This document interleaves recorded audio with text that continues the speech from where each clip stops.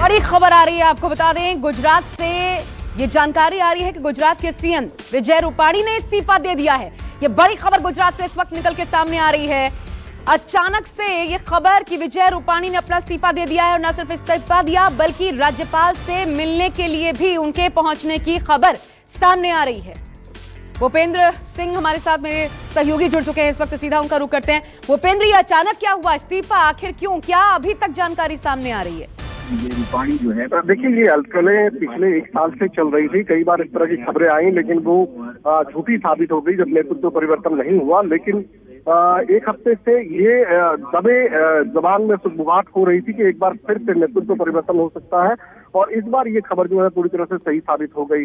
मैं बता दूं कि कल केंद्रीय गृह मंत्री अमित शाह आए थे और उसके बाद कुछ बातचीत हुई है, जिसके बाद ये बड़ा डेवलपमेंट जो है वो गुजरात की राजनीति में हुआ है।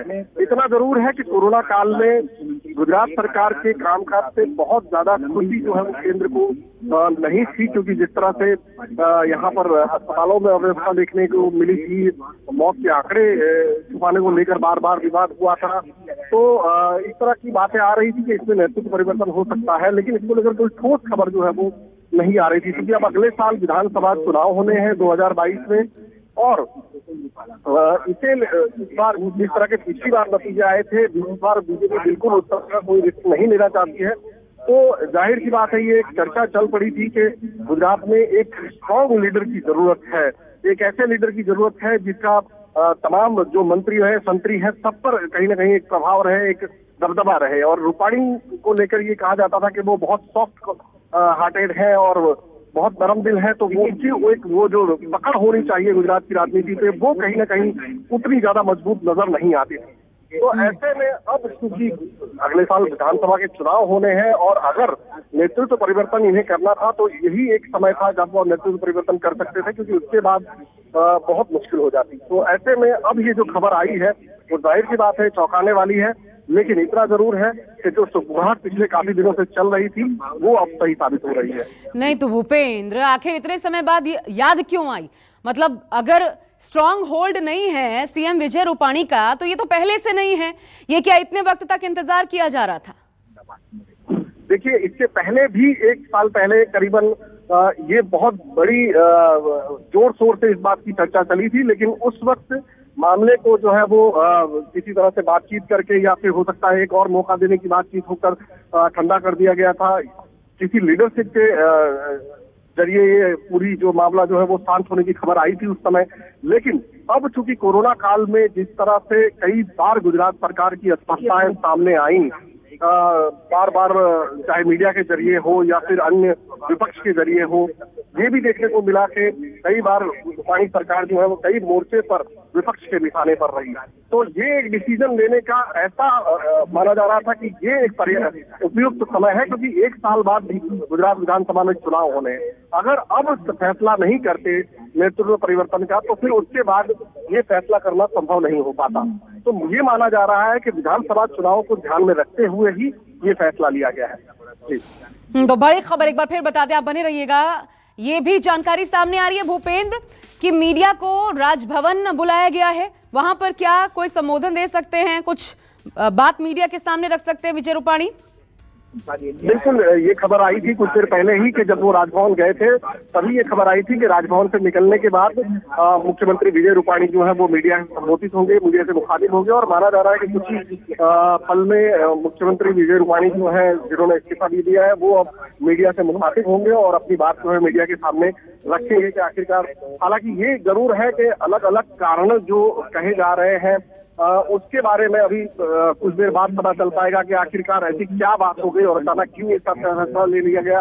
लेकिन जो राजनीतिक जानकार हैं उनका ये स्पष्ट तौर पर कहना है कि अगर गुजरात के नेतृत्व परिवर्तन का उन्हें फैसला लेना था तो वो अभी करना ही था, क्योंकि इसके बाद समय नहीं मिलता। विधानसभा चुनाव है अगले साल और इस बार न सिर्फ कांग्रेस है सामने बल्कि आप पार्टी भी पूरे जोरों शोरों के साथ मैदान में उतरी हुई है। पिछली बार जब महानगर पालिका के चुनाव हुए थे, नगर निकाय के चुनाव हुए थे, उस समय आप पार्टी ने अपना एक स्थान बनाया है। सूरत में करीबन 23 सीटों पर आप पार्टी विजयी हुई है और जिस तरह से पिछले कई दिनों से आप पार्टी ने एक अभियान छेड़ा हुआ है, लोगों के साथ जन संवेदना मुलाकात कर रहे हैं, जन समर्थन कर रहे हैं। कांग्रेस पार्टी भी अपने तरीके से जाकर लोगों से जितने भी कोरोना के जो पेशेंट्स हैं जिनकी मौत हुई है उनके प्रति सहानुभूति हासिल कर रहे हैं। तो ये कोरोना काल में जो सरकार की असफलताएं हैं उसको जिस तरह से विपक्ष कैच कर रहा है, ऐसे में सरकार के लिए बहुत जरूरी हो गया था, बीजेपी के लिए बहुत जरूरी हो गया था कि वो एक स्ट्रांग नेतृत्व जो है वो जनता के सामने रखे। अब देखना ये होगा कि अगर विजय जा रहे हैं उनकी जगह कौन लेता है। बिल्कुल, आज ही भूपेंद्र हमने देखा 11 बजे प्रधानमंत्री के साथ कार्यक्रम में शामिल भी हुए थे विजय रूपाणी, और तब तक ऐसी कोई अटकल नहीं थी। लेकिन अचानक से इस प्रकार का फैसला होना, अब बड़ा सवाल ये उठता है क्योंकि नितिन भाई पटेल इससे पहले भी ये सुगबुगाहट इससे पहले भी कई बार सामने आ चुकी थी, उनकी नाराजगी खबर दोनों में बनती नहीं, ऐसी तमाम खबरें।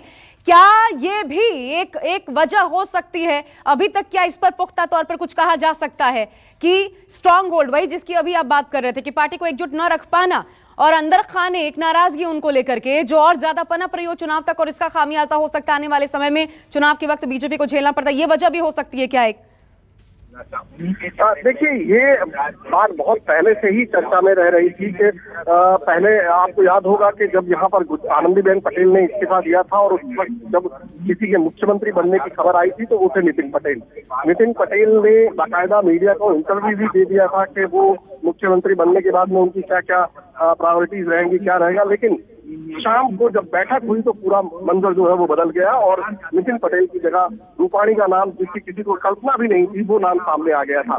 तो तभी से दोनों के बीच खटराक की खबरें जो है वो लगातार आती रही।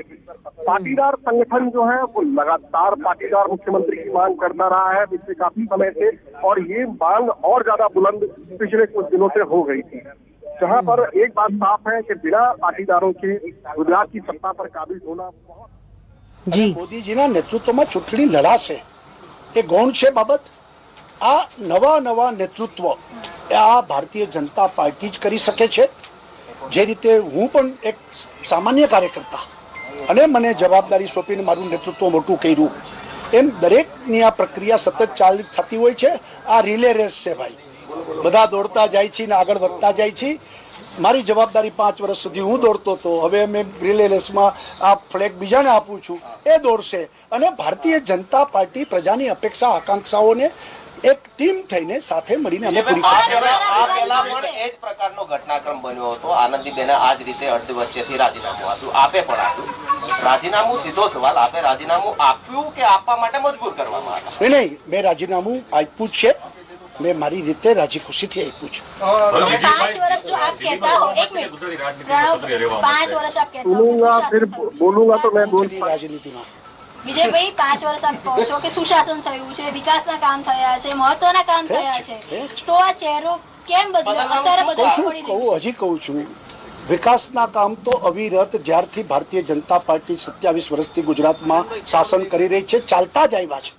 समय समये आ प्रक्रिया मुजब नवू नेतृत्व आवतु जाय छे અને એ नेतृत्व कह रहे हैं कि समय समय पर ये प्रक्रिया जो है हमारी होती रहती है, जिसमें हम लोग दौड़ते हैं, फ्लैग दूसरे को दे देते हैं जब हमारा समय पूरा हो जाता है, और इसी तरह की दौड़ जो है वो चलती रहती है। तकरार नहीं है। मैं संगठन में से बड़ा हुआ, आगे बढ़ता हुआ कार्यकर्ता हूँ।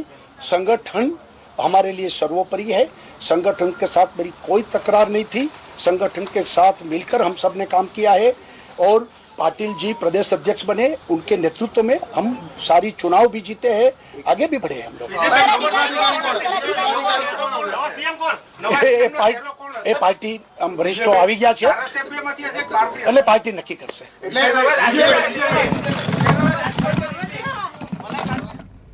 तो जाहिर तौर पर आप समझ सकते हैं बहुत ज्यादा बातें विजय रूपाणी ने नहीं रखी। जो कुछ उन्होंने कहा वो कि अब जो भी जिम्मेदारी उन्हें मिलेगी उसको अच्छे से निभाएंगे, लेकिन अपना इस्तीफा इस वक्त गुजरात की सियासत से जुड़ी सबसे बड़ी खबर आपको बता दें, इस्तीफा सौंप दिया है राज्यपाल को। विजय रूपाणी ने अपना पद खाली कर दिया है। यह भी कहा, मैं बीजेपी का आभार व्यक्त करता हूं। आज ही कार्यक्रम में प्रधानमंत्री नरेंद्र मोदी के साथ शामिल भी हुए थे। और देखिए, कहा यह जा रहा अभी तक कि अगले साल दिसंबर में जो चुनाव होने हैं गुजरात विधानसभा के, उसको देखते हुए अहम फैसला लिया गया है, क्योंकि एक स्ट्रांग होल्ड उम्मीद की जाती है कि जो पार्टी का चेहरा हो, जो लीड करे चुनाव में, उसका स्ट्रांग होल्ड हो। ये भी, इसमें भी कमी महसूस की जा रही थी। दूसरी बड़ी बात ये कि कोरोना के बाद उनके कामकाज को लेकर के तमाम सवाल उठे थे और ऐसे में तय किया गया कि पार्टी को नुकसान ना हो। गुजरात में एक मजबूत गढ़ बीजेपी का, इसको देखते हुए विजय रूपाणी अब इस चेहरे को बदलने के लिए सही समय आ चुका है, जिसके तहत ये फैसला लिया गया। और नमस्कार, मैं हूं मानक गुप्ता। अगर आपको हमारा ये वीडियो पसंद आया हो तो इसे लाइक और शेयर जरूर करें। और हां, हमें सब्सक्राइब और फॉलो करना ना भूलें, ताकि आप देश और दुनिया की कोई खबर मिस ना करें। तो जुड़े रहिए हमारे साथ और देखते रहिए न्यूज़ 24।